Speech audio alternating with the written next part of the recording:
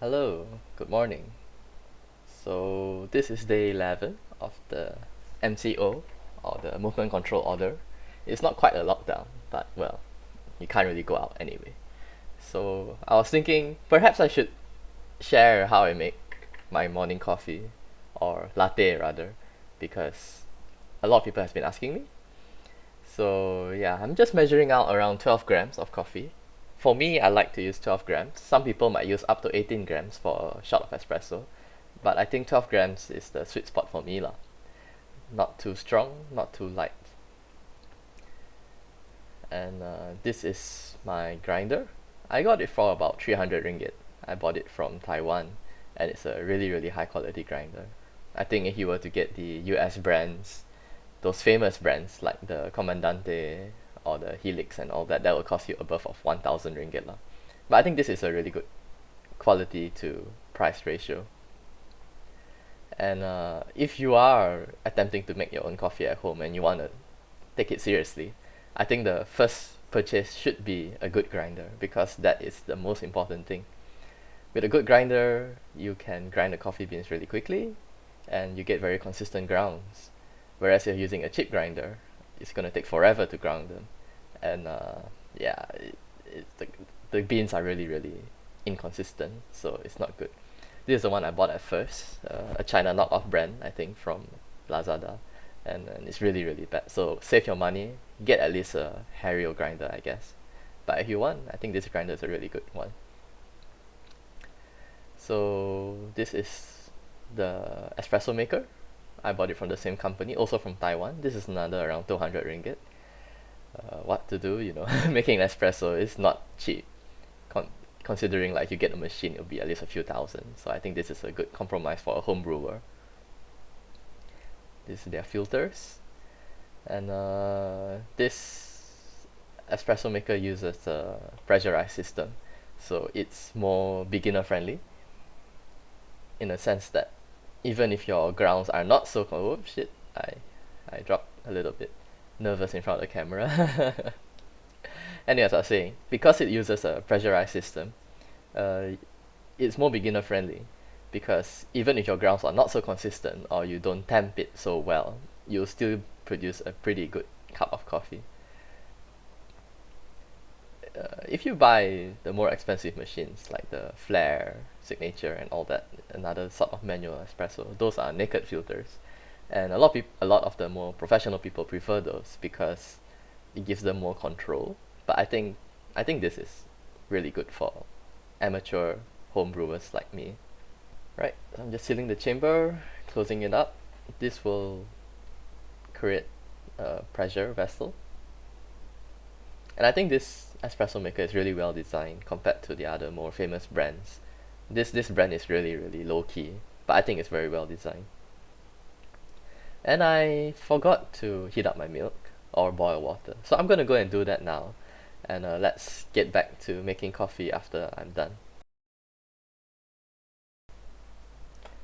Alright, so I've boiled water, and for one shot of espresso, I normally go with around 80 to 90 mils of water.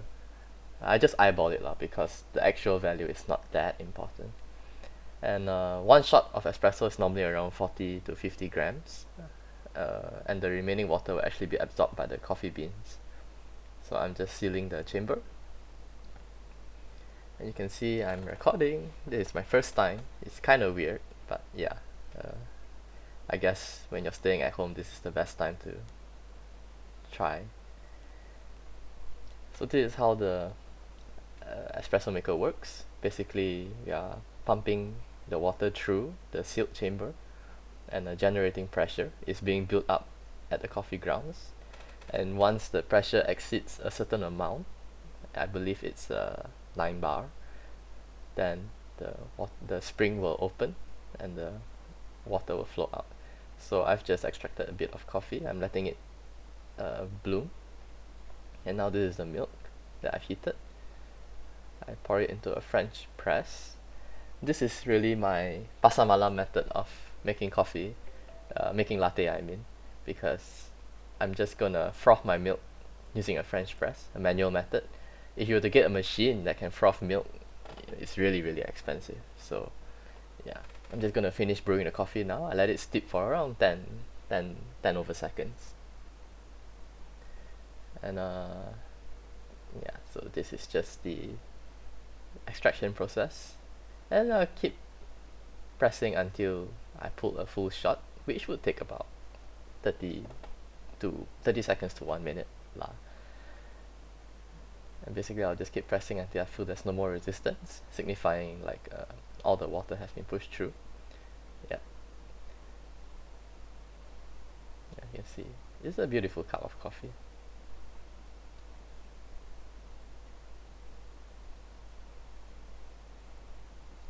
Yep, nice crema, good body, smells so good.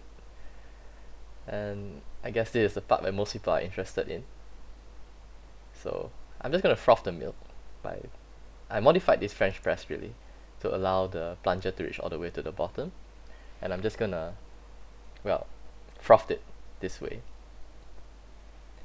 And I'll froth it up until the milk foams about double its volume. I'm just gonna eyeball it at this point because there's really no set number of times and all that. You just need to eyeball it. If you do it too much, the milk becomes too thick and it'll be very difficult to pour a shape. And if you don't do it enough, well, then it's too thin and it won't float to the top. So yeah, I think this about this amount is good. Roughly about double the volume. And I'm gonna pour it into my milk pouring jug. I think that jug is really important if you want to pour an art.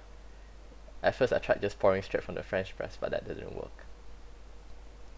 Alright, so I'm texturing the milk. Basically I'm just getting rid of any of the bigger bubbles and just checking for the consistency.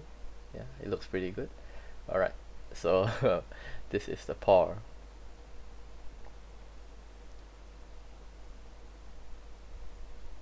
Yeah, the pour. I'm gonna do a simple shape this time. I'm practicing trying to layer beans, but yeah. So that's a latte. And although the pattern this time didn't turn out that well, but you know, it's a good cup of coffee. Yeah, it's really good.